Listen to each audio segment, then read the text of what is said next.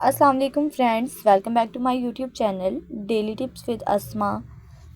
आज की इस वीडियो में हम आपको बताएंगे महनाज नाम के बारे में अनोखी और दिलचस्प मालूमात।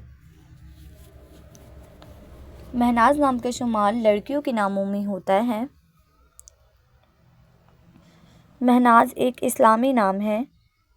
महनाज नाम की इब्तदाई तारीख अरबी ज़ुबान से निकलती है। महनाज नाम की लड़कियों के लिए खुशकिस्मत नंबर 6 माना जाता है। माहिरीन के मुताबिक महनाज नाम की लड़कियां बहुत हंसमुख होती हैं। महनाज नाम का मतलब है चांद जैसी खूबसूरत। महनाज नाम की लड़कियों के लिए खुशकिस्मत दिनों में जुम्मा और हफ्ते का दिन शामिल है। महनाज नाम की लड़कियों के लिए मुवाफिक रंगों में नीला, काला और बनफशी रंग शामिल है। महनाज नाम के अफराद के लिए मुवाफिक पत्थरों में नीलम पत्थर शामिल है।